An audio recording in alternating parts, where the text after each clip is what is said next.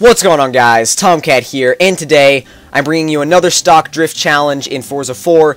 Now, in my last video, I asked you guys to guess which car I was going to be bringing in this episode, and if you guessed the Mazda MX5 Miata, then you were correct. I know a lot of people guessed the AE86, which was a good guess, but you were wrong. It was the Mazda Miata, and I really wanted to try drifting this thing stock because it's got very low horsepower, but the chassis balance and the super lightweight actually helps this car drift decently well in its stock form. I mean, you're under 150 horsepower here, so there is not a lot of power at all. You're not going to be power sliding that much. You're not going to be power drifting, so you have to approach drifting this car from a much more momentum-based point of view. You can't be on the e-brake very long either, because in higher horsepower cars, you could be on the e-brake for a really long time and then just power out of it because you have, 500, 600, 700 horsepower and you can just keep drifting. Well, in this, you can't. If you use the e-brake, it's got to be in just little tiny moments. You could just squeeze the e-brake for a split second, and from then on it's got to be based on just steering angle.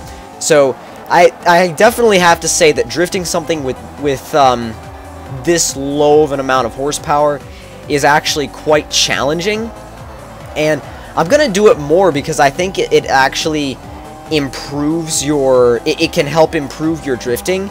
It can help improve your technique, because if you don't have a ton of power to rely on, you still have technique that you can resort to. And if you resort back to technique, then there's a lot more that you can do. There's a lot more, you create more options for yourself while you're drifting, because you don't have to, because you don't have all of the power to rely on, like I said. Now, I think it would be pretty crazy to actually try to tandem some lower horsepower cars just to see what it's like and see if we can do it, because as you can see, I was kind of all over the road right there.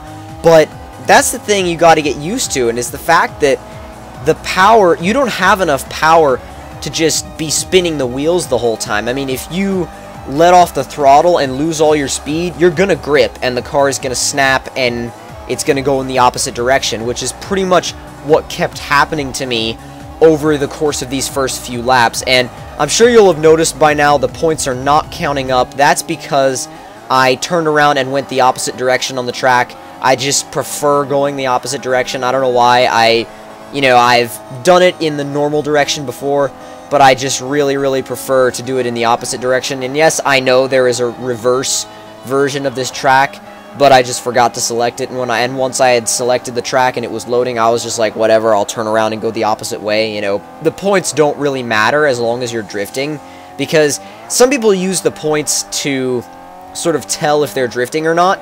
But I mean, if you know what drifting is, then you know if you're not drifting. You know if you're if you only have a teeny tiny little bit of oversteer, you're not really drifting. Whereas if you're, you're really sliding and you got a lot of angle, then you're drifting. So you don't really need to have points up on the screen all the time. And as you see right back there, that was where, again, that snap happened because of the lower horsepower. So if you guys enjoyed the video, don't forget to hit the like button. Tell me in the comments below what you thought of it. And if you're new to my channel, don't forget to subscribe for more. I will see you guys later.